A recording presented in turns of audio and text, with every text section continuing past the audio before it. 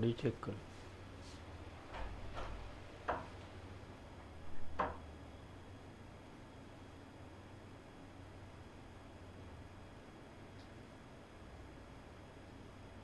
Hello मेरे प्यारे छात्रों, आप सभी का स्वागत है आपके प्यारे से यूट्यूब चैनल साइंस संग्रह में। मैं हूं आपके साथ प्रिंस सर। कैसे हो मेरे प्यारे बच्चों? उम्मीद करता हूं आप बहुत ही अच्छे होंगे, स्वस्थ होंगे और मस्त होंगे। कैसे हो मेरे प्यारे साथियों? बहुत ही बढ़िया, मस्त, ज़बरदस्त। चलो जी, बहुत सुंदर, बहुत सुंदर। चलो जी, बहुत सुंदर। आज हम लोग क्या पढ़ने वाले हैं बच्चों? तो इससे पहले हम लोगों ने लगभग इधर हम लोगों ने 4 वीडियो करा, जिसमें हम लोगों ने पढ़ा बच्चों, मतलब इंग्लिश की बात कर रहा हूं मैं, जिसमें हम लोगों ने पढ़ा sweetest love I do not go, उसका एक्सप्लेनेशन लिया, साथ में हम लोगों ने ऑब्जेक्टिव करा। फिर सॉन्ग ऑफ माई सेल्फ पढ़ा, उसका ऑब्जेक्टिव हम लोगों ने किया। बच्चों यूँ कहूँ तो हम लोग रेनबो पार्ट 2 बुक में 2 चैप्टर कंप्लीट कर चुके हैं। आज हमारा 3rd चैप्टर है, now the leaves are falling fast. Rainbow part 2 book class 12th Bihar board 2025 परीक्षा की तैयारी के लिए सबसे बेहतरीन क्लास लेकर आया हूं प्यारे साथियों, यानी कि now the leaves are falling fast. Now the leaves are falling fast लिखने वाले WH ऑडेन साहब हैं। WH ऑडेन साहब, पूरा इनका नाम है विस्टन ह्यू ऑडेन करके इनका पूरा नाम है बच्चों। यह इंग्लैंड में जन्मे, बाद में उन्होंने अमेरिका में सेटल हो गया। उन्हीं की आज पूरी बातें बताएंगे बच्चों। ध्यान से सुनिएगा, बड़ी शिद्दत से क्लास को करिएगा, मजा आएगा प्यारे साथियों। आज के क्लास में आपको हम बहुत कुछ सिखाएंगे प्यारे साथियों। आइए देखते हैं कि आज जो now the leaves are falling fast है वो है क्या। इसमें WH ऑडेन साहब बताते हैं कि जीवन जो है वो तो सच में नश्वर है। यहाँ ऑल आर पेरिसेबल, सबके सब नश्वर है। There is no one static, यहाँ कोई स्थिर नहीं है। और उन्होंने बताया है कि बिल्कुल जीवन हमारा उसी प्रकार है जैसे पेड़ की पत्तियां हैं। वो एक समय ऐसा होता है कि जब पेड़ जो है छोटे छोटे पौधे होते हैं, और वो मतलब एक तरीके से कह सकते हो कि छोटे छोटे पौधे होते हैं और पौधे फिर बड़े होते हैं। बड़े होकर के उसकी सारी पेड़ों की पत्तियां झड़ जाती है और एक दिन पेड़ भी खत्म हो जाता है, मानो जैसे वो कब्र में चला जाता है। उसी प्रकार मनुष्य की जिंदगी है, उसी प्रकार मनुष्य की जिंदगी है कि जैसे मानव, हम जैसे नौनिहाल, जैसे मैं जवान हूं, मेरे फोर फादर्स भी एक दिन जवान थे, मेरे जो पूर्वज थे, मेरे जो पिता होंगे, मेरे जो दादा होंगे, वो भी जवान थे और धीरे धीरे क्या हुआ, उनकी मृत्यु हो गई, यानी वो कब्र की ओर चले गए। तो यह तो होना है, यह तो प्रकृति की, यही जीवन है, यही है। ये सब चीजों के बारे में वो चर्चा करते हैं कि जीवन में जो आया उसे जाना है। ठीक है, कहता है कि जैसे हम नौनिहाल हैं, हम नौनिहाल आते हैं, हम जो देश के युवा हैं, ठीक है, और एक दिन क्या होगा, हम चले जाएंगे। सबसे बड़ी अच्छी बात है कि WH ऑडेन साहब ने यहां पर मानव के फ्रस्ट्रेशंस के बारे में चर्चा किया है कि मानव के फ्रस्ट्रेशंस क्या हैं, मानव की जो इच्छाएं हैं, मानव की जो एप्रिसिएशंस है, मानव की जो इच्छाएं हैं उसको पूर्ति नहीं किया जाता है। उन मानव अपनी इच्छाओं को पूर्ति करने में ही उनका जीवन वो जी लेते हैं कुछ दिन, और उसके बाद उनका मरण हो जाता है, उनकी डेथ हो जाती है। यही पूरी बात बताते हैं इस चैप्टर में प्यारे साथियों। तो सबसे पहले क्या कुछ कहते हैं इसमें, इसमें टोटल 5 स्टेंजाज हैं और 5 स्टेंजाज में कहीं ना कहीं तुलना किया गया। कोई तुमसे पूछे कि इस पोयम का मेन मतलब क्या है, तो इस पोयम का अर्थ तो जो हिंदी निकलेगी वो अलग है, लेकिन पोयम का हर स्टेंजा में एक आयरोनिकल मीनिंग दिया गया है। एक आयरोनिकल मीनिंग है, उसके मीनिंग है कि मतलब उसका अर्थ क्या है, वो अर्थ जो संदर्भित करता है वो क्या है। यह पोयम एक लिरिक पोयम है बच्चों। जितनी बात बोल रहा हूं, थोड़ा मैं स्पीड में बोल रहा हूं, लेकिन ये बात हमारी रामबाण है, याद रखना, बहुत एग्जाम में काम आएगा। यह पोयम एक लिरिक पोयम है। लोगों को लगता है कि लिरिक का मतलब गायन पोयम होता है। कुछ लोगों ने यहां तक बता दिया है कि यह एक मेलंकोनिक पोयम है, जबकि ऐसा कहीं दिखता ही नहीं है पोयम में। मेलंकोनिक पोयम कैसे हो सकता है? मेलंकोनिक मतलब उदासीनता भरा होता है। ऐसा नहीं है कि कभी उदास है, ऐसा कुछ है ही नहीं। लिरिक का मतलब होता है व्यक्ति अपनी व्यक्तित्व के बारे में बात करता है। लिरिक का मतलब क्या होता है बच्चों? व्यक्ति अपने व्यक्तित्व के बारे में बात करता है, व्यक्ति अपने व्यक्तित्व विचारों के बारे में बात करता है, व्यक्ति अपने जो अपना विचार है उसको बयां करता है, वही लिरिक है। लिरिक का मतलब लोगों को लगता है कि गायन है, गीत है, ये सब कुछ नहीं है, कोई फायदा नहीं है इसका। यह बिल्कुल मेलंकोनिक पोयम नहीं है बच्चों। अगर ऐसा है तो इस चीज को हम देखेंगे, ठीक है। अगर ऐसा पोएम में कहीं लिखा हुआ मिलेगा तो मैं सोचूंगा इस पर।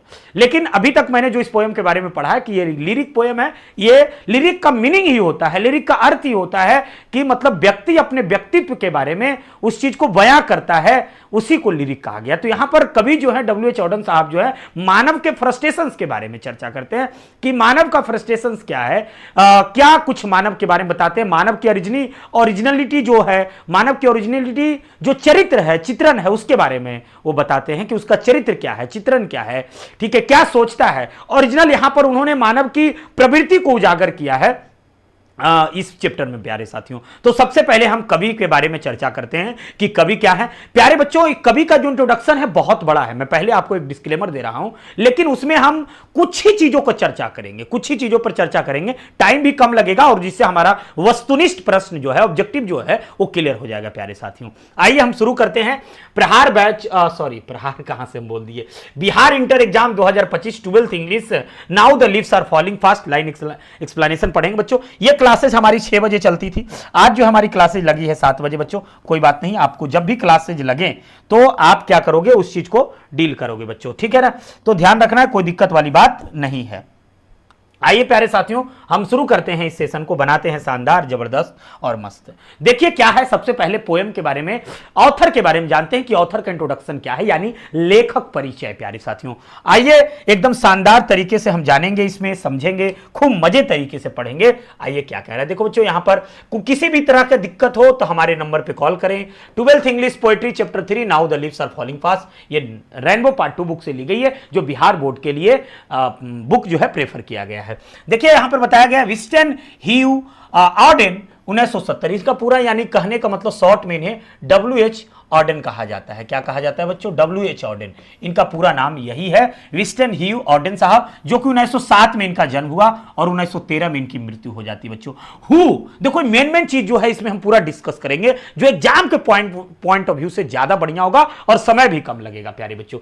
हु बोर्न, देखो यहां बीन का V2 है, बोर्न कहता है पुलिटिजर प्राइज भी मतलब इनको दिया जाएगा, और उनके पास जो पुलिटिजर प्राइज था ये साहित्य के क्षेत्र में ज्यादातर भी दिया जाता है। 1948 में दिया गया फॉर हिज कलेक्शन, इनकी एक सबसे फेमस बुक थी जिनसे इनकी पहचान बढ़ी, जिसका नाम था द एज ऑफ एंजाइटी। याद रखिएगा, पूछेगा कोई तुमसे कि इनको पुलिटिजर प्राइज किस लिए दिया गया, ऑब्जेक्टिव एक बार याद करो। 1907 में जन्म हुआ और 1973 में मर गए बच्चों, यानी यूं कहूं तो 73 इधर रख लो, 3 इधर रख लो, तो यानी कि 7 इधर चल गया तो पूरा टोटल इधर, तो यानी यूं कहूं तो लगभग इनका जो कार्यकाल रहा बहुत ही अच्छा रहा, करीब करीब जी ही लिए जितना दिन जीना था इनको, ठीक है। हु बोन द पुलिटिजर प्राइज, इनको जो है पुलिटिजर प्राइज मिला बच्चों, मतलब कि, और वो किसके चलते मिले था, उनका एक संग्रह था जिसका नाम था द एज ऑफ एंजाइटी, उनकी एक बहुत बड़ी संग्रह थी, ज्यादातर उन्हीं सब संग्रहों के लिए वो उसी सब संग्रह से जो है लिया गया है।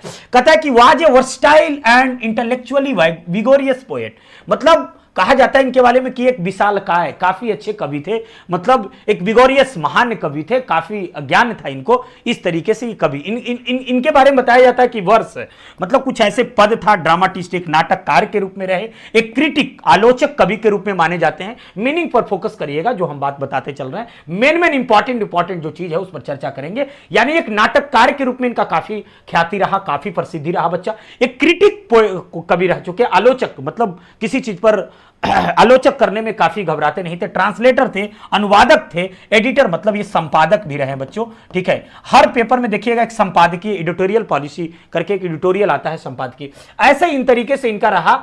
आगे इनके बारे में हम जानेंगे। अब ये सब चीज जो है मैं छोड़ रहा हूं, छोड़ने का ये मतलब मेरा है कि टाइम का बचत हो, दूसरी चीज हो कि इसका कोई फायदा नहीं पूछता है एग्जाम में, ठीक है। तो उसी सब चीजों को लेकर के जो मेन इंपॉर्टेंट चीज है उस पर हम चर्चा करेंगे प्यारे साथियों, ठीक है। तो आगे देखते हैं इनके बारे में और क्या है, और इनके बारे में जो मेन चर्चा यहां से दी गई है, जो मेन चीजें दी गई हैं वो यहां पे बताया गया है, ठीक है ना, जो एग्जाम में पूछता है और जो मेन इनके बारे में जानकारी लेनी है कवि के बारे में, वो है ये बच्चों। कह रहा है कि ही लेफ्ट, देखो यहां से शुरू कर रहा हूं मैं, उन सब चीजों को आप खुद से पढ़ लेना, ठीक है, बुक रीडिंग कर लेना, मजा आ जाएगा आपको। ही लेफ्ट इंग्लैंड, देखो भैया उन्होंने इंग्लैंड को क्या किया, छोड़ दिया, एज ईयरली 1939। ये पूछेगा ऑब्जेक्टिव में कि इंग्लैंड को उन्होंने कब छोड़ा, इंग्लैंड को उन्होंने कब छोड़ा? तो उन्होंने इंग्लैंड को छोड़ दिया 1939 में टू सेटल परमानेंटली, और एकदम पूर्ण रूप से परमानेंटली, एकदम सब दिन के लिए वो सेट कर गए यूनाइटेड स्टेट में, यूएस में। कहां सेट कर गए? यूएस में सेट कर गए, यूनाइटेड स्टेट में सेट कर गए। ऑर्डन्स वर्क, वर्क का मतलब उनके होता है उनकी रचनाएं। उनकी जो रचनाएं हैं दो भागों में बांटी गई। ऑब्वियसली बात है, मान लीजिए अभी प्रिंसर है, प्रिंसर भारत में है, मान लीजिए कभी मेरे को बुक लिखने का मौका मिला, ठीक है, और मैंने बुक लिखा तो कुछ भारत के लिए लिखा, और मान लिया जाए किसी दिन हम चले जाएं दूसरे देश में, वहां पर सेट कर जाए, तो वहां के लिए भी किताब लिखेंगे। तो मेरा दो काम होगा, एक यहां में रहा तब अपने देश के लिए मैंने लिखा, इस देश के लिए, और दूसरे देश में चले जाएंगे तो उनके लिए लिखेंगे, तो दो काम होगा। तो यही चीज मैं कहा कि इनका जो जन्म हुआ वो तो इंग्लैंड में हुआ। पूछेगा तुमसे कि भाई इनका ओरिजिनली में जन्म कहां हुआ था, तो इंग्लैंड में हुआ, लेकिन बाद में ये यूएस में सेट कर गए, सेटल हो गए, परमानेंट वहीं रहने लगे। तो इनका दो काम हुआ, तो यहां रहे होंगे कुछ दिन, तो यानी कि जन्म से, यानी यूं कहूं तो 1907 से 1907 में इनका बर्थ हुआ बच्चों, ठीक है, देखते चलना थोड़ा। 1907 में इनका बर्थ हुआ, और ये 1939 में कहां गए? यूएस में चले गए 1939 में। तो भाई 1907 में जन्म ही लिए, ठीक है, तो ऐसा तो नहीं होगा 20 साल, मान लिया जाए 1930 में, मान लीजिए 1930 में इन्होंने लिखना शुरू किया होगा, ठीक है, मानते हैं कि उतना दिन जवान होने में इनको लग गया। उसके बाद 9 साल तक लगभग तो लिखे होंगे ना, तो इंग्लैंड के लिए लिखे, फिर अमेरिका में चल गए तो अमेरिका के लिए लिखे। तो दो काम हुआ ना, दो काम। तो दो काम यानी कि इनके, इसीलिए इनका जो वर्क्स है, इनकी जो रचनाएं हैं जो डिवाइडेड है, कुछ ब्रिटिश के लिए लिखे उन्होंने, यानी ब्रिटिश कहूं तो इंग्लैंड, और कुछ अमेरिकन फेजेज के लिए लिखा, यानी यूएस के लिए चले गए, यूनाइटेड स्टेट अमेरिका, तो अमेरिकन फेजेज के लिए वो बता रहे हैं कि वहां के फेजेज के लिए लिखा, मतलब वहां गए तो वहां के लिए। इनका जो नोटेबल वर्क है, जो इनका सम्मानीय वर्क है, जो उन्होंने महत्वपूर्ण काम किया है, जो माना जाता है कि इन सब रचनाओं से, इन सब चीजों से इनको काफी पहचान मिली है, वो ये है बच्चों। तो इंग्लिश के बारे में, इंग्लिश का फेज इनका ये रहा है, इंग्लिश का फेज रहा है द ऑरेटर्स, ये महत्वपूर्ण है, द डांस ऑफ डेथ, इनकी ये सब है, look strangers, Spain and another time, ये जो है उन्होंने किसके लिए लिखा है बच्चों, ठीक है ना, the notable works English phase, यानी इंग्लिश फेज का मतलब हुआ इंग्लैंड के लिए। इंग्लैंड के लिए पूछेगा कि इंग्लैंड में उन्होंने कौन कौन सी किताब की रचना की, उन्होंने इंग्लैंड में कौन कौन सी किताब लिखी, उस किताब का नाम क्या था, तो the orators, the dance of death, look stranger, Spain, another time, ठीक है, याद रखना। The notable works of the American phase, अब अमेरिका में चले गए थे, ठीक है, 1939 में सेटल कर गए परमानेंट अमेरिका में, ठीक है। उसके बाद उन्होंने, ठीक है, 1973 में इनकी क्या हो गई थी, मृत्यु हो गई थी, समझ में आ रही बात। तो कह रहे कि उसके बाद उन्होंने वहां पर जो गए तो वहां पर उन्होंने लिखा, वो था the new year letter for the time being, the age of anxiety. देखो यही महत्वपूर्ण किताब है, ठीक है, ये एक बहुत बड़ा संग्रह था, इन्हीं से इनकी बहुत बड़ी पहचान बनी थी बच्चों, ठीक है। And the shield of Achilles, the present lyric, देखो यही बात बता रहे थे। अच्छा, इसमें कहीं भी मुझे नहीं लगता है कि मेलंकोनी का चर्चा किया गया है, लेकिन मुझे यह समझ नहीं आता है कि लोग मेलंकोनी क्यों कहते हैं इस पोएम को। कहीं तो मुझे दिख नहीं रहा है इसमें कि मेलंकोनी है, ठीक है ना, मेलंकोनी पोएम कहीं दिख रहा है इसमें, पूरी अगर आप पढ़ेंगे तो कहीं मेलंकोनी नहीं दिखता है, और इसलिए ध्यान रखें कि मेलंकोनी पोएम ये नहीं होगा। लोगों को लगता है कि कवि उदास हैं, बिल्कुल ऐसा नहीं। कवि तो यहां सिर्फ और सिर्फ मानव के फ्रस्ट्रेशंस के बारे में चर्चा किया है कि मानव का ओरिजिनली में फ्रस्ट्रेशंस क्या है, उसकी दुख क्या है, उसकी पीड़ा क्या है, उसकी व्यथा क्या है, इस चीजों पर उन्होंने चर्चा किया है ना। तो ये लिरिक पोएम है। लिरिक का मतलब मैंने शुरू में ही बताया इंट्रोडक्शन में कि लिरिक का मतलब व्यक्ति अपने व्यक्तित्व के बारे में बात करता है, अपनी आजादी के बारे में बात करता है, जो कहना चाहता है, जो सोचता है, जो समझता है, वो एक लिरिक होता है, ठीक है। Now the leaves are falling fast, ये जो है इसका मतलब, तो इसका जो किताबी मीनिंग है, जो बुक मीनिंग है, ये है कि पत्तियां, पेड़ से पत्तियां है वो बड़ी तेजी से गिर रही है, जो पेड़ की पत्तियां वो तेजी से गिर रही है, लेकिन इसका आयरनिकल मीनिंग ये है कि हमारा जीवन बिल्कुल उसी प्रकार है, जैसे इस पेड़ की पत्तियां तेजी से कब्र की ओर जा रही है, वैसे हमारे नौनिहाल आ रहे हैं और बहुत तेजी से जा रहे हैं, यानी जो बूढ़े लोग हो गए हैं वो कब्र की ओर जा रहे हैं। उसी प्रकार से जैसे पेड़ की जो पत्तियां हैं वो अब एकदम कमजोर हो चुका है, वो गिरने को है, वो गिर चुका है, अब उसका उम्र खत्म हो चुका है, वो कब्र की ओर जा रहा है। उसी प्रकार जो हमारे बूढ़े लोग हैं वो कब्र की ओर जा रहे हैं, मानो उसके लिए फरिश्ता खड़ा हो, मानो उसके लिए मैसेंजर ऑफ डेथ खड़ा हो, यमदूत खड़ा हो, और वो लेने को तैयार हो, फुसफुसा रहा है कि चलो अब तुम्हारा अंतिम समय हो आ गया है। ये यह सिर्फ हमारी बात नहीं है, इस दुनिया में जो भी आएगा सबके साथ यही हो रहा है, सबके साथ यही हो रहा है। ठीक है, वही कहते हैं कि अरे मेरे नौनिहालो, यह तो जीवन का खेल है, जो आया है उसको जाना है ना। तो ये मैसेंजर्स ऑफ डेथ, मतलब कहने का मतलब उनका यही है। इसका तो ये आयरोनिकल मीनिंग क्या है, कोई पूछे कि व्हाट इज द,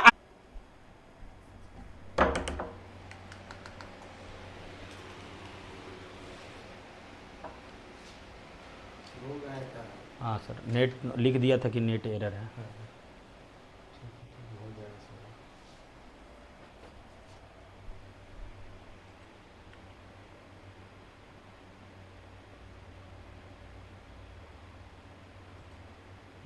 दो तीन मिनट रुका रखे, देखो दिक्कत वो तो उतना देर आवाज नहीं किया होगा,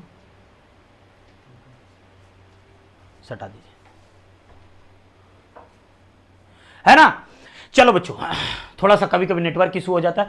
तो मैं क्या कह रहा था कि ये आयरोनिकल मीनिंग है। तो उसी प्रकार से now the leaves are falling fast, क्या है यहां पर बताया गया कि ये तो ठीक बात है कि नाउ अब जो है पेड़ की पत्तियां बड़ी तेजी से गिर रही है।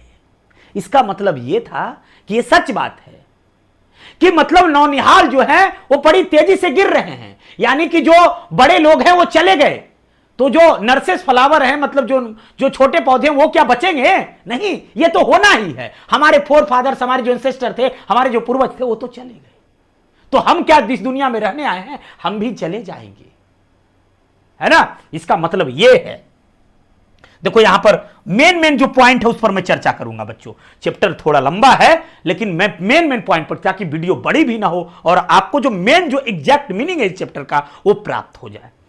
फ्रस्ट्रेशन, जो मानव की जो विरासत है, जो ह्यूमन लाइफ है, मानव का जो जीवन है, उसका जो फ्रस्ट्रेशन है, उसके जो मानव की मूलभूत जरूरतें हैं, जो मानव के एप्रिसिएशन है, जो उसकी रुचियां हैं, ठीक है ना, दैट आर नॉट फुलफिल्ड। कह रहा है ये बात सच है, मानव की जो इच्छाएं हैं, मानव की जो जिज्ञासा है, मानव की जो एस्पिरेशंस है, वो कभी फुलफिल नहीं हो सकता है। मानव फ्रस्ट्रेशंस में है, उसको लग रहा है हमें क्या नहीं मिल जाए, दैट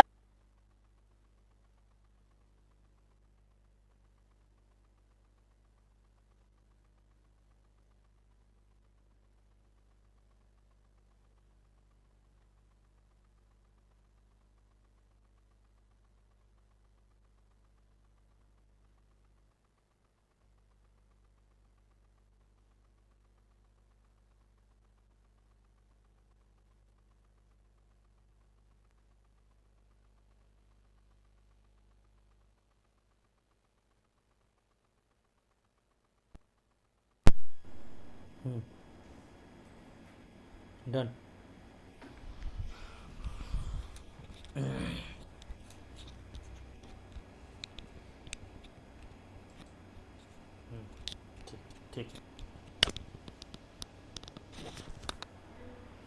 ठीक, फिर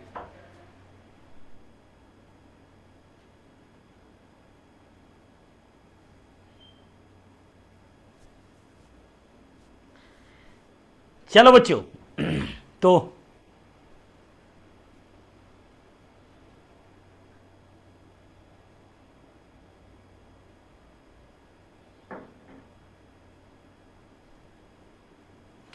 चलो बच्चों, अब सब ठीक है, अब प्रॉब्लम नहीं होगा। हाँ थोड़ा देखो, जो सच है, नेटवर्क का इशू हो जाता है, इसमें हम और आप क्या कर सकते हैं, है ना। तो चलो बच्चों, तो हम लोग क्या पढ़ रहे थे कि मानव, देखो मैं बता रहा था यहां पे कि मानव का जो फ्रस्ट्रेशन है, जो मानव का फ्रस्ट्रेशन है ह्यूमन लाइफ में, उसके बहुत सारी इच्छाएं हैं, कह रहा कि आर नॉट फुलफिल्ड, वो फुलफिल नहीं होता है in the sense of lawless, ठीक है, in which every individual lives and die. कहा कि ये प्रत्येक लोगों का ही बात है, ये हमारा नहीं। कहा कि प्रत्येक लोग यही है, वो सोचते हैं कि हमारी हर डिजायर जो है, हमारी हर इच्छा जो है वो पूरी हो जाएगी, लेकिन ऐसा है नहीं, ठीक है। कहा कि यही उसी में जीना है, और फिर एक दिन क्या हो जाता है, मर जाता है, चाहे आपकी इच्छा पूरी हो या नहीं हो, ये तो सच है। चलो बच्चों, आगे देखते हैं पोएम में क्या है। आइए देखते हैं कि क्या सचमुच में मानव की कुछ इच्छाएं हैं, मानव के बारे में क्या बताया गया है, क्या सचमुच में जो ह्यूमन का फ्रस्ट्रेशन है वो क्या है। आइए देखते हैं। देखिए पहले स्टेंजा में क्या बताया गया बच्चों, जरा ध्यान से सुनेंगे, मजा भी आएगा आपको और अच्छा भी लगेगा और आपको मजा बहुत ज्यादा आएगा। देखिए प्यारे साथियों, एकदम शानदार तरीके से आप सुनिएगा। सब लोग को क्लियर है ऑडियो वीडियो? चलो बहुत सुंदर, सभी लोग कमेंट कर दो एक बार। चलो बहुत सुंदर, बहुत सुंदर, एकदम मजेदार वाली बात आप लोगों ने कह दिया है ना। चलो बहुत सुंदर।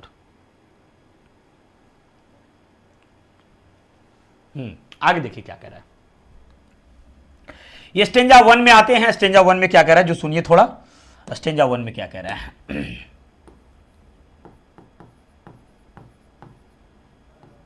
स्टेंजा 1 में क्या कह रहा है जरा सुनिए। कह रहा है कि now the leaves are falling fast, पेड़ की पत्तियां जो है बड़ी तेजी से गिर रही है। क्या हो रही? पेड़ की पत्तियां बड़ी तेजी से गिर रही है। ये इसका तो मीनिंग जो है, ये मीनिंग है ना इसका। आयरोनिकल जो है, आयरोनिकल मीनिंग क्या है इसका? आयरोनिकल मीनिंग इसका क्या है?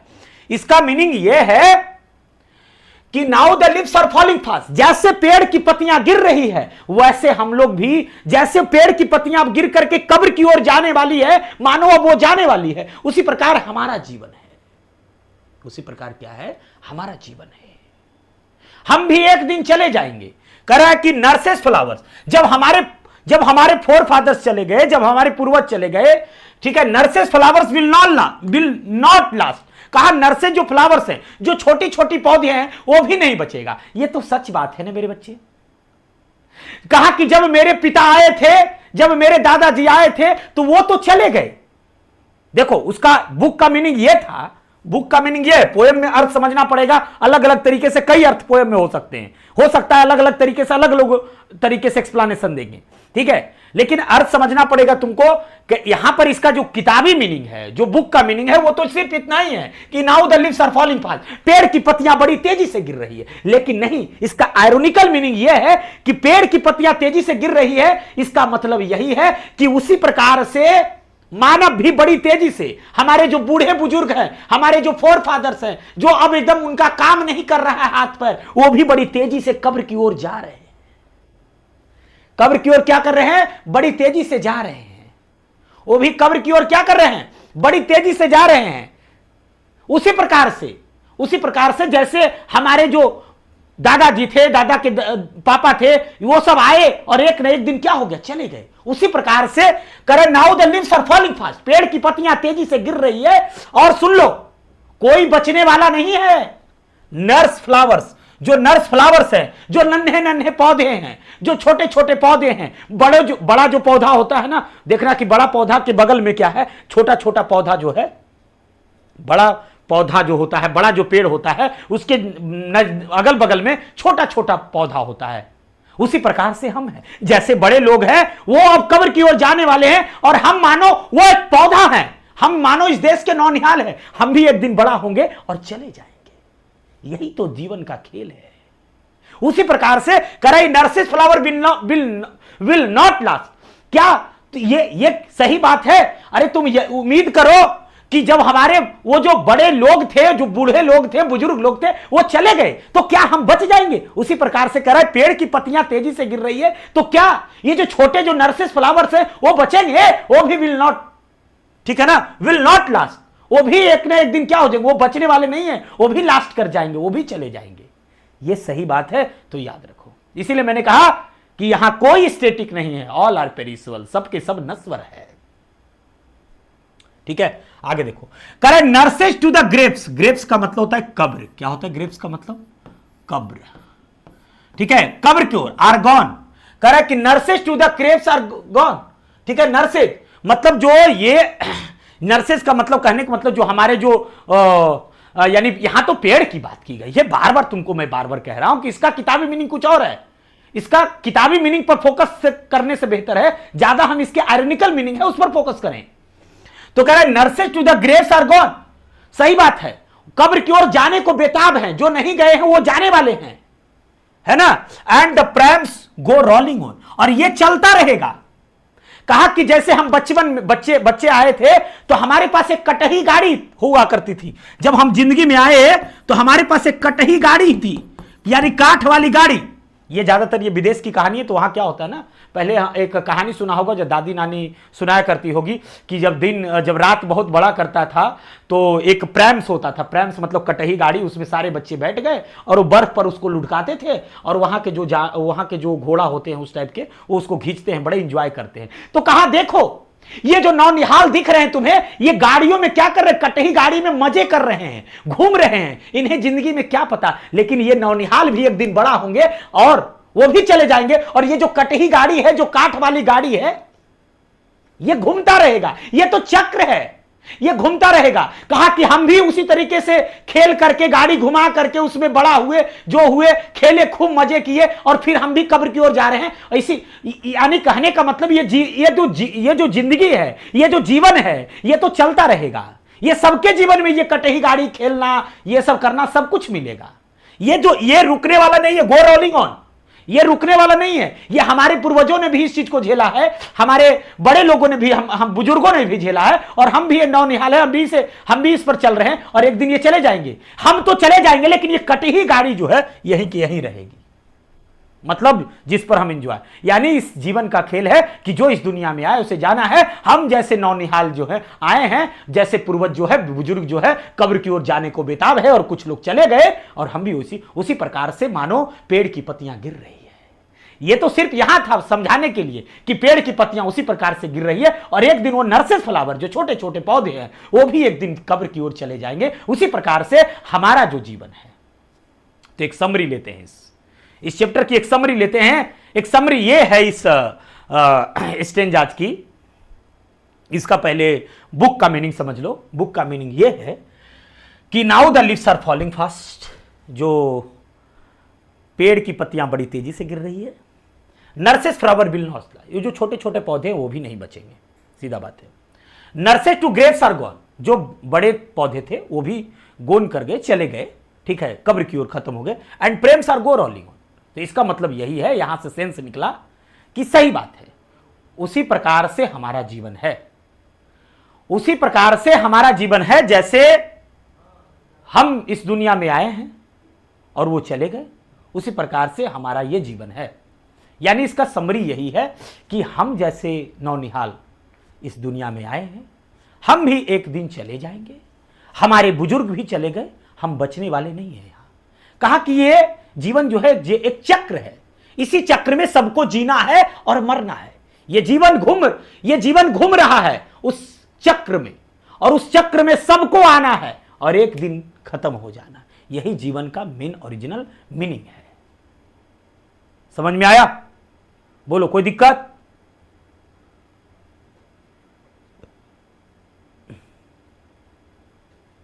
चलो बहुत बढ़िया, आगे देखते हैं। अब देखो दूसरे स्टेंजा में क्या कहा जा रहा है। दूसरे स्टेंजा में कहा जा रहा है, नंबर 2 स्टेंजा में कहा जा रहा है कि विस्पेरिंग का मतलब होता है फुसफुसाना। ऐसे तो विस्पेरिंग यहां पर एक नाउन के रूप में है, फुसफुसाना है ना। नेबर्स का मतलब होता है पड़ोसी। यहां पर लेकिन विस्पेरिंग नेबर्स का मतलब वो नहीं होगा। ये बुक के मीनिंग में, इंटरनल मीनिंग में अंतर है। यहां पर विस्पेरिंग का मतलब होगा एजेंट्स या फिर messengers of death. Messengers of death,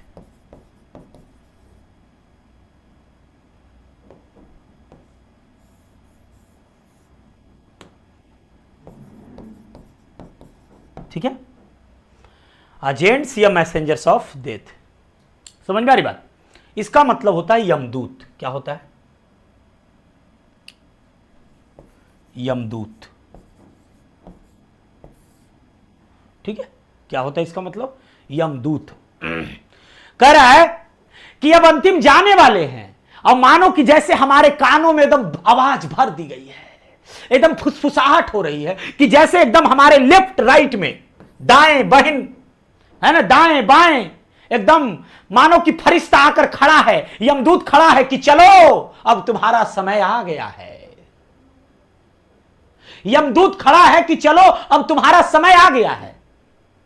मतलब यानी जो जो हमारे जो नौनिहाल थे वो बड़े हो गए, यानी कहने का मतलब अब बुजुर्ग लोग अब वो जाने को है, और एकदम मानो कि इसीलिए उस फिराक में जो यमदूत है वो घूमते रहता है लेफ्ट एंड राइट, और वो फुसफुसा रहा है कि अब ले जाने वाले हैं, अब जाने वाला है, अब मतलब अंतिम पड़ाव पे है। देखो कह रहा है कि pluck us from the real delight, कहा कि उसी प्रकार से जैसे पेड़ में जब पौधा होता है और पौधा में जब फूल लगा होता है ना, तो उसकी रियल डिलाइट होती है, ओरिजिनल खुशी होती है, वास्तविक खुशी होती है। डिलाइट का मतलब यहां पर हैप्पी होगा, खुशी,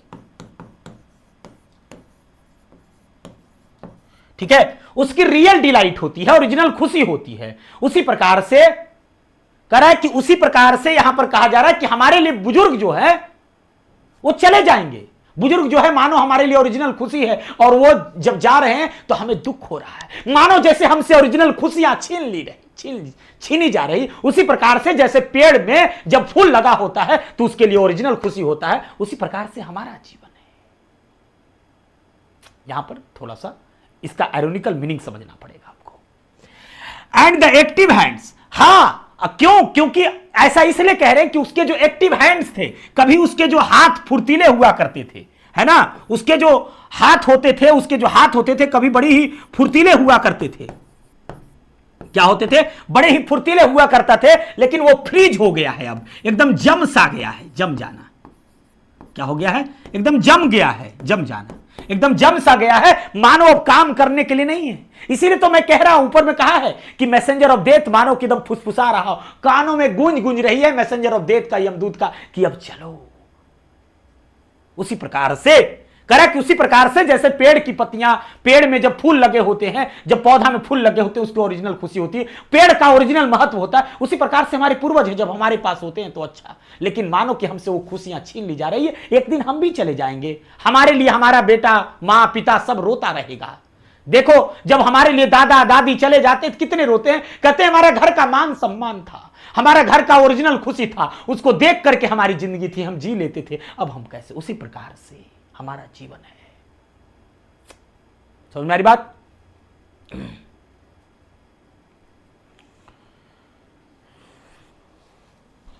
करे लॉन्ली टू द सेपरेट नीज, मतलब हम अब हमारे हाथों को क्या किया गया है?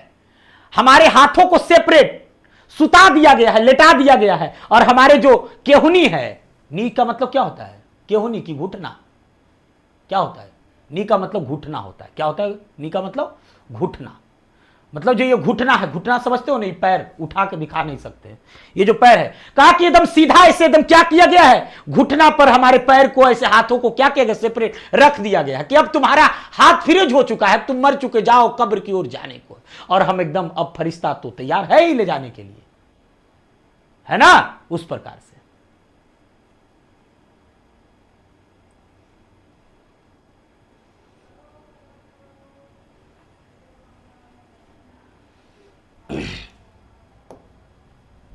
नंबर 3 में देखिए क्या कह रहा है? कह रहा है कि dead in hundreds at back, अरे पीछे मुड़कर देखो। देखिए इसका आयरोनिकल मीनिंग समझिए, इसका मतलब यहां पर है, कह रहा है कि नंबर 3 में आइए, कह रहा है कि पीछे मुड़कर देखो, हजारों लोग उस ताबूत में बंद है। हजारों लोग क्या है? उस ताबूत में बंद है। कह रहा है कि डेड्स इन हंड्रेड्स एट बैक, पीछे मुड़कर देखो। क्या है पीछे मुड़कर देखो? कि हजारों लोग उस ताबूत में क्या है? बंद है ना? क्या है? हजारों लोग उस ताबूत में क्या है? बंद है। ठीक है, follow wooden in our tracks, उस ताबूत जो होता है ना, जिसमें मर जाने के बाद लोगों को रख करके, जैसे हमारे यहां क्या होता है, हमारे यहां लोग क्या करते हैं, उसको एक ठठरी बनाते हैं बांस का वो, और उसमें रख करके मुर्दा को ले जाया जाता है। लेकिन विदेशों में हो सकता है ताबूत में बंद करके ले जाओ, जैसे कोई जवान मर जाता है तो देखता है लेकर के आता है, ठीक है ना? लेकिन कहा कि पीछे मुड़कर देखो, डेड मतलब dead in hundreds at back, पीछे 100 लोग मर चुके हैं, 1000 लोगों मर चुके हैं, 100 लोग मर चुके हैं, ताबूत में बंद है, लोग उसको कंधे पर लटका करके, कंधे पर क्या किया जा रहा है? Follow wooden in our trucks, ठीक है ना? उसी प्रकार से फॉलो वुडन, कहा कि जंगल जो होता है, जंगल में जैसे लकड़ियां, जैसे जंगल में जो है लकड़ियां जो होती है, मतलब कहने का मतलब है कि उसका जब पेड़ में पत्तियां खत्म हो जाती है, जब पेड़ में सब कुछ खत्म हो जाता है, तो उस पेड़ का कोई वैल्यू नहीं रखता है। उसको लोग काट करके जारन बना करके उसको आग से उसका कई तरह के इस्तेमाल कर लेता है। उसी प्रकार से अब इन लोग को ले जाया जा रहा है, जैसे लोग कंधा पर अब ले जा करके लोग जला देंगे। समझ रहे हो? यहां पर बुक का मीनिंग तो यह है कि अब उस लकड़ियों का, उस पौधों का क्या मतलब? उस पेड़, उस पौधा में जब पत्तियां ही नहीं रहा, वो जब पौधा सूख चुका है, तो लोग उसको लकड़ी बना करके उसमें घरेलू यूज कर लेंगे। उसी प्रकार से अब यही जीवन है। अब लेकिन उस आदमी को कोई उसका मतलब नहीं है। अब वो मर चुका है, उसका एक्टिव हैंड फ्रीज सब फ्रीज कर चुका है। जब थे हाथ उसके फुर्तीले तब थे, ठीक है ना? लेकिन जब ले जा रहे हैं तो हम लोग को यही लगता है, मानव की जो ओरिजिनल खुशी होती है, ठीक है, स्टीफी का मतलब होता है बेरुखी से, बेरुखी से।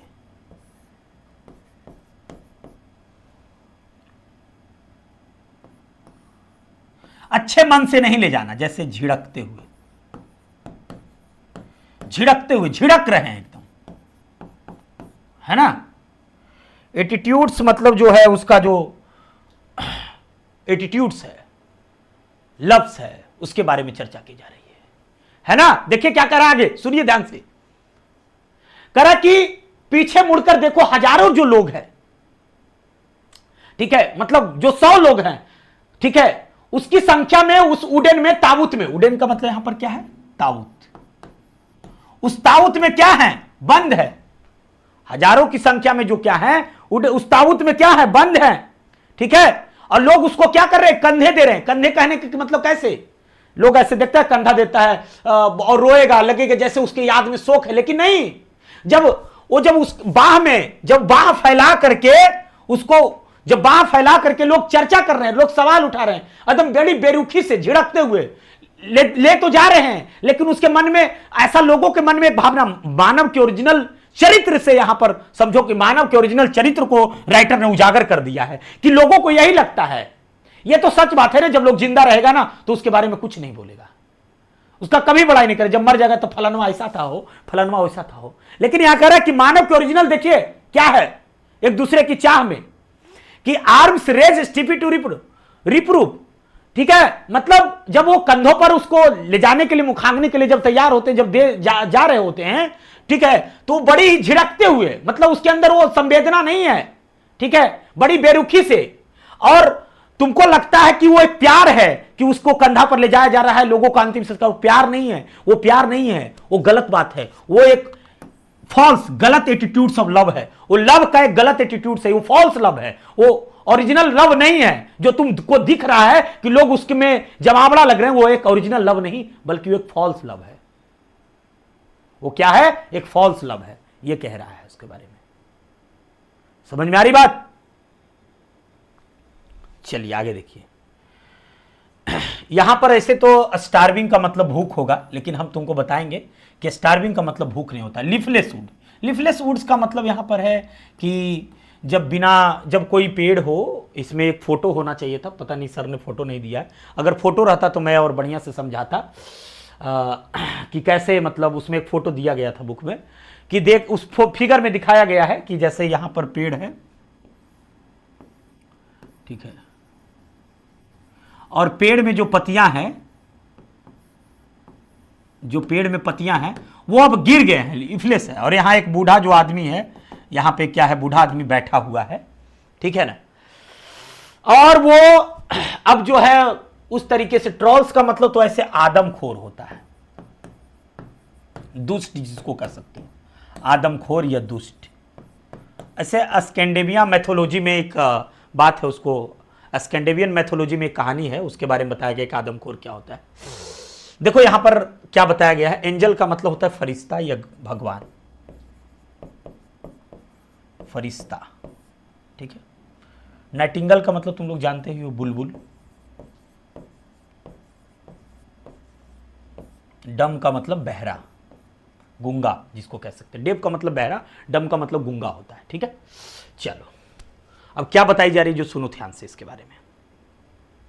कहा जा रहा है कि starving through the leafless would, कह रहा है कि अब जो है भूख से तड़प रहा है। बूढ़ा जो व्यक्ति होता है जिसके पास कुछ नहीं होता है, जो बूढ़ा व्यक्ति होता है उसके पास कुछ नहीं होता है, वो भूख से तड़प रहा है, उसको कोई पूछने वाला नहीं है। उसी प्रकार से यहां पर समझना, बाबा का अर्थ समझ लिए जिस दिन, उस दिन पोयम समझने में मजा आ जाएगा। कहा कि उसी प्रकार से जब इंसान भूखा होता है, जब एकदम उसका हाथ पैर सब खत्म हो जाता है, उसको कोई पूछने वाला नहीं होता है, तब वह जंगल में चला जाता है और पेड़ के नीचे बैठ जाता है। और वहां पर कुछ दुष्ट लोग घूमते हुए आते हैं और उसको परेशान करते हैं, उसी को नोचने की कोशिश करते हैं, उसी को नोचने की कोशिश करते हैं, उसी से ठगने की कोशिश करते हैं। यहां पर जो कंपेयर किया गया है अमीरी और गरीबी से की गई है, अमीरी और गरीबी से की गई है कि देखो जो रीच लोग होते हैं, जो रिच इन द सेंस कहने का मतलब यहां पर गरीब अमीर तो बताया ही है, लेकिन बताया कि जो बलवान लोग होते हैं, जब मतलब तुम्हारी ये सही बात है कि जब कोई इंसान बूढ़ा हो जाता है तो उसको कोई नहीं पूछता, यहां तक तो लोग मां बाप भी घर से निकाल देते हैं। अर्थ समझिए, इसका आरोनिकल मीनिंग जो है उसको समझिए। ये बात सच है ना, जब पापा काम करने लायक है तो उसको दोनों बेटा पूछेगा, जब बाप बूढ़ा हो गया तो उसको कोई पूछने वाला नहीं है, नो वन, कोई नहीं पूछता है। तो ये सच बात है। तो यहां पर बताया गया है कि देखो अमीरी और गरीबी, मतलब जब उसके पास पैसा है, जब उसका शरीर काम कर रहा है तो सब पूछता है, और जब वो एकदम निराश हो गया, बेतहाश हो गया, जब वो भूखे मर रहा है तो उससे कोई नहीं पूछने वाला है। उसी प्रकार से कंपेयर समझिए, उसी प्रकार से जैसे एक जंगल में चले जाओ या किसी पेड़ के पास चलाओ, उसके पास पत्ता ही नहीं है, पूरा सूख गया है, तो उसको कोई नहीं पूछता है। चाहे वो पेड़ हो तो उस पेड़ पर लोग जाकर के बैठना भी पसंद नहीं करते हैं, जब पेड़ की पत्तियां गिर जाती है, जब सूख जाती है, जब बूढ़ा हो जाता है, हर लोग जवान जाता है। वही मानव की ओरिजिनल चीजों से उन्होंने रूबरू कराया, और उस स्थिति में लोग उसे परेशान करते हैं, लोग उस स्थिति में उसे परेशान करते हैं। पेड़ों को काट दिया जाएगा और जो बूढ़े लोग हैं उसको परेशान करेगा, दुष्ट लोग, उसको सताया जाएगा अमीरों के द्वारा गरीबों को। यहां पर यह बताया गया है ना। रन स्कॉल्डिंग, स्कॉल्डिंग का मतलब होता है डांटना, स्कॉल्ड का मतलब होता है डांटना, उसी का मतलब होता है डांटना। ऐसे चाइल्ड का मतलब ही डांटना होता है, ठीक है। तो कह रहा है कि फॉर देयर फूड, और जब वो भोजन मांगता है ना तो लोग उसको धिक्कार देता है। यह बात तो सच है ना, यह बात तो सच है कि जब वो भोजन मांगता है तो उसको धिक्कार देता है। काम कैले रे बुढ़वा है, खाली खइबे चप चप के, बूढ़ी तोरा सब्जी चाहिए जिलेबी है, डांट देते हो, लेकिन डांटना नहीं चाहिए। क्या पता, याद रखना, जब तुम्हारे कोई द्वार पर कोई बूढ़ा आ जाए तो यह मत सोचना कि मेरे फायदे का है कि नहीं है। क्या पता वो बूढ़ा हो किसी फरिश्ता के रूप में हो, क्या पता वो भगवान तुम्हारे लिए परीक्षा ले रहा हो। जब वो भूख के लिए तड़प रहा होता है, जब वो भूखा होता है, भूखा मर रहा होता है, तो उसे कोई नहीं पूछता है। और अभी क्या था, जब भूखा है तो कोई नहीं मर रहा है, और जब मर गया है तो उसके, जब 100 आदमी मर गया तो उसके पीछे लोग कंधा पर उसके कंधा देने के लिए राम राम सत्य है, राम राम सत्य है, एकदम कि बाप रे बाप हम उसके दुख में शामिल है। इसीलिए तो कवि ने कहा कि यह मानव की ओरिजिनली नहीं है, this is not the originality of human being, this is the attitude of false love. ये एक फॉल्स लव है, ये एक झूठा मोहब्बत है, झूठा प्यार है। अगर जब वो जिंदा है, भूख से तड़प रहा है, उसकी शरीर नहीं काम कर रही है, उसका जो हैंड से एक्टिव फ्रिज वो मतलब वो अब नहीं है एक्टिव, तो उसको तो तुम लोग डांट देते हो, भगा देते हो, उसको मारते हो, उसको चीट करते हो, उसको ठगने की कोशिश करते हो। उसी प्रकार से जैसे एक पेड़ में पत्तियां सूख जाती है तो उसके पास कोई नहीं जाना चाहता है, और उसको घरों में काट करके आप उसको यूज कर लेते हैं। ये बात बताई गई है बच्चों, और रियलिटी समझना पड़ेगा। इस पोयम, बड़ा ही पोयम में बहुत कुछ छिपा हुआ है। कह रहा है कि छोड़ो ये सब बात तो छोड़ो, and the Nightingale is dumb. अब नाइटिंगेल भी कुछ नहीं कहती, जो बुलबुल जो मधुर मधुर गाना गाया करती थी उस पेड़ पर बैठ करके, अब वो भी कुछ नहीं कहता। मतलब जो तुम नौनिहाल हो, जो अगल बगल वाला, वो भी कोई नहीं देखता, ठीक है ना। वो भी मानो एकदम गूंगा बहरा हो गया, वो भी कुछ नहीं करती, वो भी कुछ नहीं गाती, वो भी अपनी रतेरा नहीं बिखेरती। At the angel will not come, अब कोई एंगल भी बचाने नहीं आ रहा है, मतलब कोई मदद करने को तैयार नहीं है, फरिश्ता भी कोई मदद करने को तैयार नहीं है। करा कि उस टाइम पे the angel will not come, angel जो भगवान है वो भी मदद करने को तैयार नहीं है। कहा जाता है कि जब समय खत्म हो जाता है, विपरीत परिस्थिति में, विपत्ति में, कोई नहीं साथ देता है,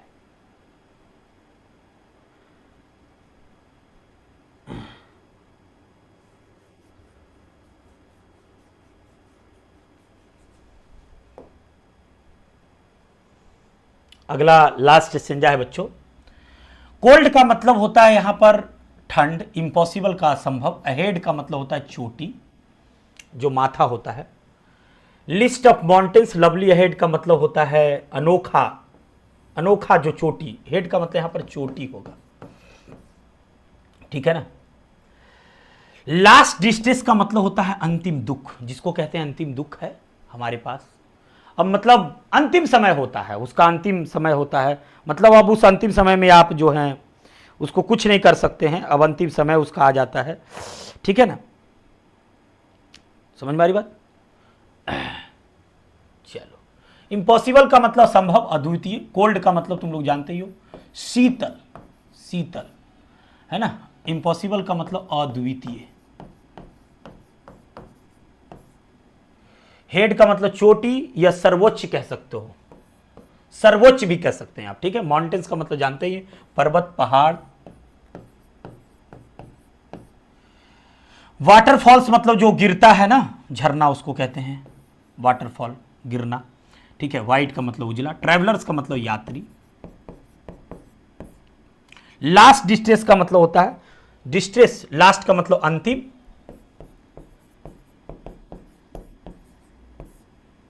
और डिस्ट्रेस का मतलब होता है दुख, ठीक है। ध्यान से समझना क्या होता है इसका मतलब बच्चों, दुख, ठीक है ना। चलिए, बहुत बढ़िया, बहुत सुंदर, बहुत सुंदर। आगे देखिए,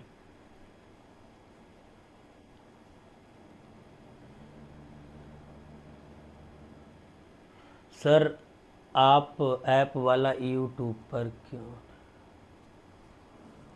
क्या बोल रहे हो, नहीं समझ आ रहा बच्चों। चलो देखो, कह रहा है कि जब सब कुछ खत्म हो जाता है, जब शरीर काम नहीं करने लगता है, तब कहता है कि कोल्ड, जो शीतल, मानव चाहता है कि अब जो हम जवानी में एंजॉय किया करते थे, जो हमारी जवानी थी, अर्थ समझना पड़ेगा, इसका इंटरनल मीनिंग कई तरीके से निकल सकता है। हो सकता है कई बार आप देखेंगे तो कई जगह आपको डिफरेंट इसका मीनिंग दिखेगा, लेकिन सबका अपना अपना अर्थ है बच्चों। हमने जो इसका अर्थ बनाया, वो समझिए ध्यान से। इसका मतलब यह है कि जब जवानी होती है ना, जब जवानी होती है तो हम बहुत चीज इंजॉय करते हैं, इंजॉय करते हैं ना।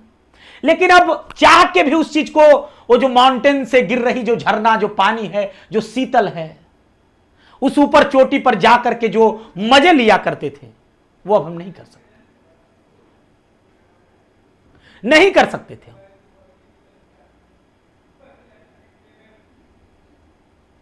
ठीक है, वो मजे जो लिया करते थे, कोल्ड, इम्पॉसिबल, मतलब जो ठंड का एहसास लेते थे पर्वत की चोटी पर चढ़ करके, वो इम्पॉसिबल है, नहीं कर सकते। क्यों? क्योंकि अब मेरे पास वो शरीर रहा ही नहीं, अब वो जान है ही नहीं शरीर में। इसीलिए तो मैंने कहा कि कोल्ड, जो शीतल का आनंद लेते थे जवानी में, अब जवा ही नहीं, क्योंकि जवानी हो जाता है, वो बुढ़ापा भी खत्म हो जाता है। List the mountains of lovely heads, वो जो लवली, एकदम मनमोहक, प्यारे प्यारे जो ऊंची चोटी थी, वहां मैं जाने की कोशिश भी करता हूं, पर जा नहीं सकता।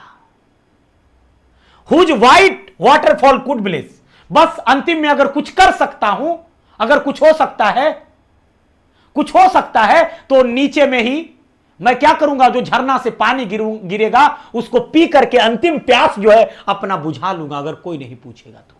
उसको पी करके मानो कि वो मेरे लिए एक आशीर्वाद के तौर पर है। वो झरना, वो जो माउंटेन से गिर रही जो ठंडी ठंडी पानी है, वो उसको मैं पी करके अपने प्यास को बुझा लूंगा। ये मेरी अंतिम दुख है। देखो, मानव से अच्छा कौन है? मानव से अच्छा तो ये माउंटेन है रे पगले। सुन लो, देखो, प्रकृति कभी दुख नहीं देती, प्रकृति कभी धोखा नहीं देगी। देखो, इससे बढ़िया, मानव से बढ़िया तो ये नेचर है, प्रकृति है, जो अंतिम समय में लोगों को एक खुशी प्रदान कर रहा है, पानी दे रहा है, एक अंतिम दुख समय में, अंतिम समय में उसको ये खुशी दे रहा है, कम से कम पानी तो रहे, भूखे मरने से तो बचा रहा है, और उसी पानी पी करके मर जाएगा लोग। अंतिम समय में जब इंसान मरता है तो पानी पीकर ही मरता है।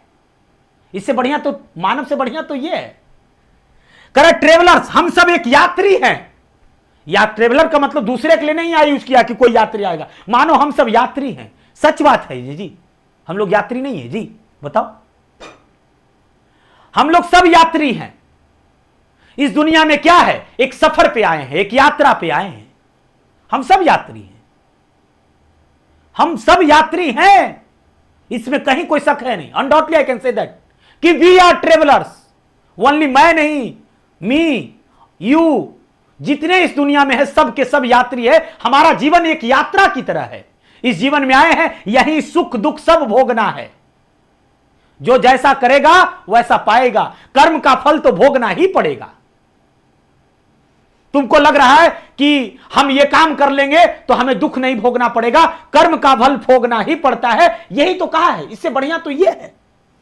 हम सब एक यात्री हैं। यात्रा है, बड़ा हुए, जवान हुए, कई तरह के सफर देखे, कई तरह के सुख देखे, कई तरह के दुख देखे। और इन यात्रों में यात्रियों की यात्रा जब करने निकलते हैं, कई तरह की कठिनाइयां आती हैं, दुख आता है, सुख आता है, उसे सामना करते हुए फिर अपने अंतिम को, जीवन को खत्म हो जाता है। ये यात्रा ही तो है।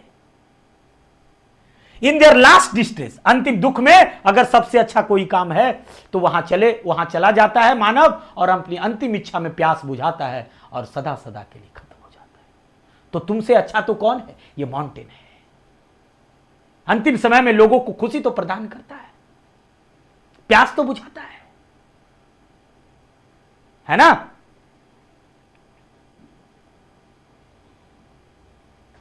चलो बच्चों, यही था प्यारे साथियों, मैंने पूरा समझाने का प्रयास किया है। प्यारे बच्चों, प्यारे साथियों,